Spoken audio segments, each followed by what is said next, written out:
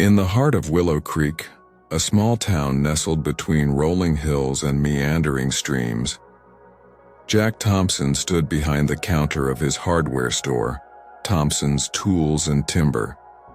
The store had been a fixture in the community for over 3 decades, a place where locals came not just for nails and lumber but for advice, a friendly chat and a sense of belonging.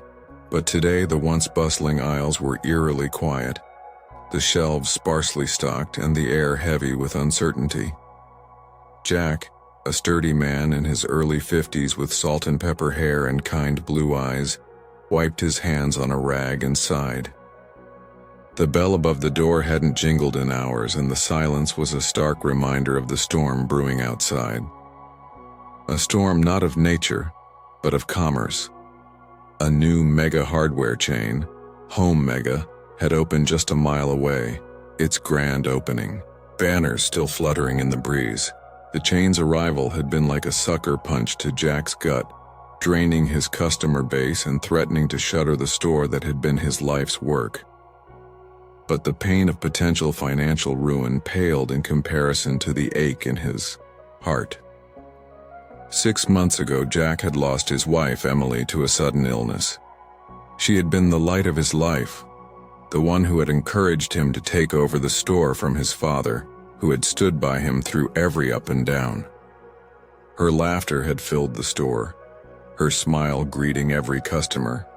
Now her absence was a void that no amount of work could fill. Jack glanced at the framed photo on the counter. Emily, radiant in a summer dress, her eyes sparkling with joy. He touched the glass gently as if hoping to feel her warmth through it. "I don't know if I can do this without you, Em," he whispered, his voice cracking. The bell above the door chimed, startling him from his reverie. A young man, no older than 20, entered, his face flushed and anxious. He wore the bright orange vest of a HomeMega employee, the logo emblazoned across his chest like a badge of betrayal.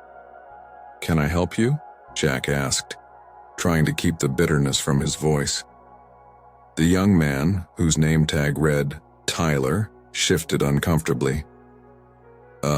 Yeah. I was wondering if you had any, Phillips head screwdrivers. Size 2. Jack raised an eyebrow. "You work at HomeMega, don't you? They've got plenty of those." Tyler's cheeks reddened further. "I know, but I heard you might have better quality ones. And well, I wanted to support local business." Jack's expression softened slightly. "All right, follow me." He led Tyler to the aisle with the screwdrivers, pointing out the best ones. As Tyler examined them, Jack couldn't help but notice the worry lines etched into his young face. "Everything okay, son?" Jack asked, his tone gentler now. Tyler hesitated, then blurted out, "It's just, I don't know how much longer I can work there. The managers are pushing us to do things that don't sit right with me." Jack's interest peaked. "What kind of things?" Tyler glanced around nervously, as if afraid of being overheard. "They're undercutting prices to drive out competition, but it's more than that. I overheard them talking about sabotaging your deliveries, making sure your suppliers drop you. It's not fair." Jack's jaw clenched. So that's why his last 2 shipments had been delayed. Anger flared within him, but he forced it down. "Why are you telling me this?" "Because I need this job," Tyler said, his voice trembling. "I've got a baby on the way and my girlfriend's been laid off. But I can't be part of something that's hurting good people like you." Jack studied Tyler, seeing the desperation and conflict in his eyes. Here was a young man caught between loyalty to his employer and his own moral compass. In that moment, Jack saw a bit of himself in Tyler, the same earnestness, the same desire to do right by others. "Look, Tyler," Jack said, placing a hand on his shoulder. "I appreciate you coming to me, It takes courage to stand up for what's right, but you've got a family to think about. I don't want you risking your job." Tyler nodded, relief washing over his face. "Thank you, Mr. Thompson. I didn't know what else to do." As Tyler left the store, Jack's mind raced. He had a choice to make. He could expose HomeMega's underhanded tactics, rally the community, and maybe save his store. But doing so might cost Tyler his job, and who knows how many others who were just trying to make ends meet. Or he could stay silent, watch his business crumble, and lose the last piece of his life with Emily.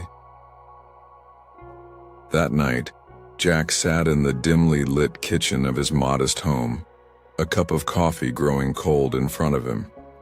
The house felt cavernous without Emily's presence. He could almost hear her voice, gentle and wise, urging him to find a way through this darkness. He thought about Tyler, about the fear and hope mingled in his eyes. Jack knew what it was like to feel trapped, to have responsibilities weighing you down.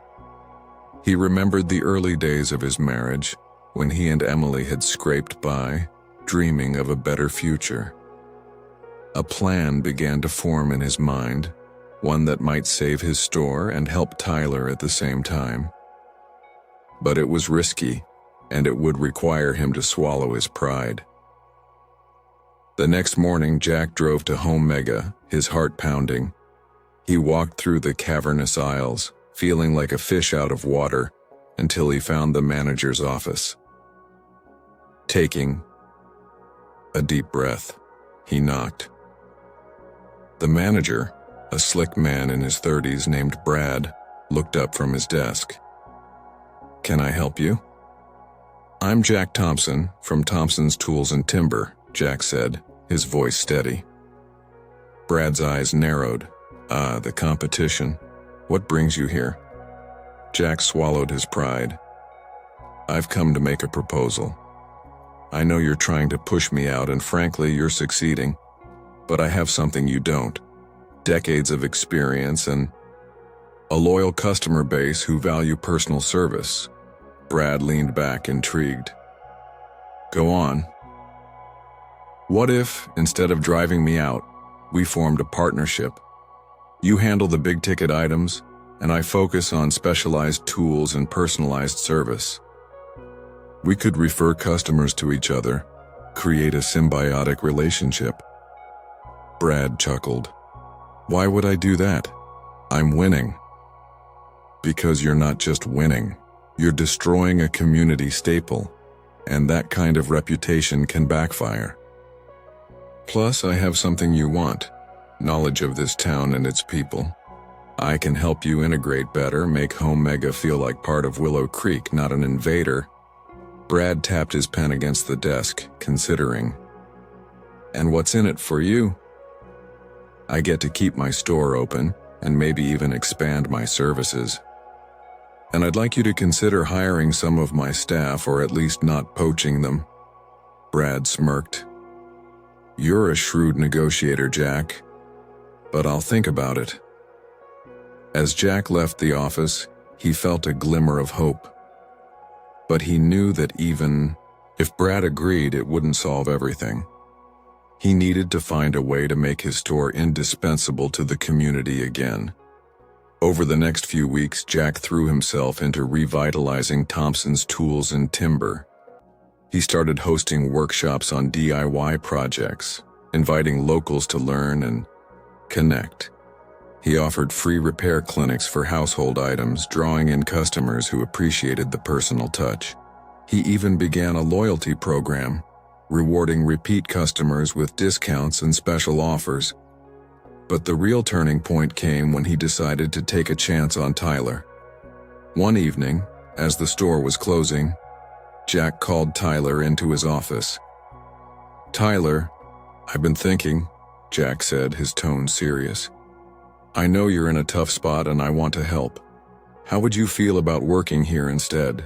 Tyler's eyes widened. "But I don't know if I can. I need the hours, And HomeMega pays better. Jack nodded. I understand, but here's the thing. I'm planning to expand into custom woodworking. I've seen your work. You've got talent. I can teach you, mentor you, and together we can offer something unique that HomeMega can't. Tyler hesitated, then a slow smile spread across his face. You really think I can do it? I know you can, Jack said, clapping him on the back. And I'll be here to guide you every step of the way.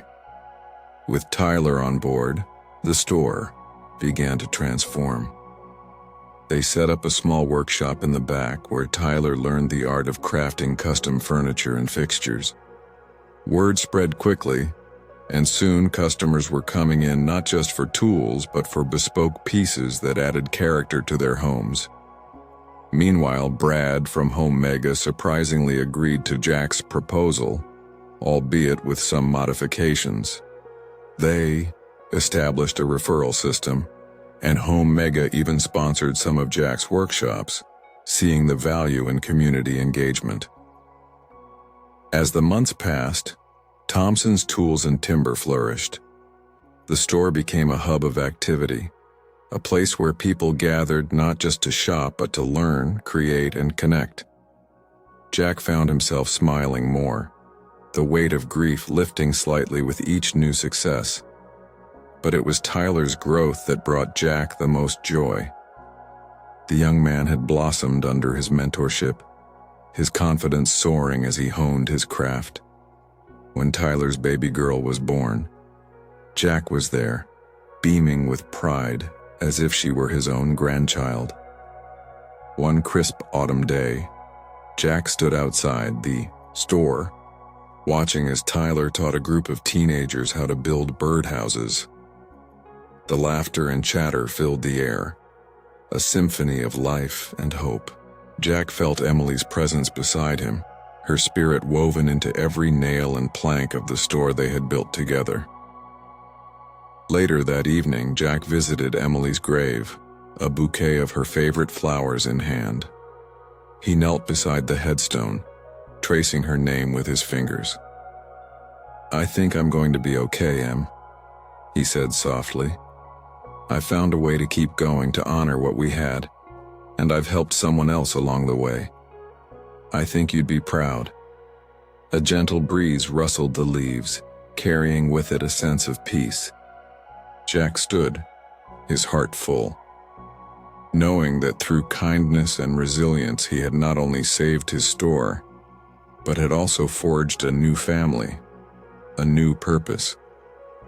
As he walked back to his truck, the lights of Willow Creek twinkled in the distance, a reminder that even in the darkest times there is always a way to find light, through connection, through community, through the simple act of reaching out a hand to help another.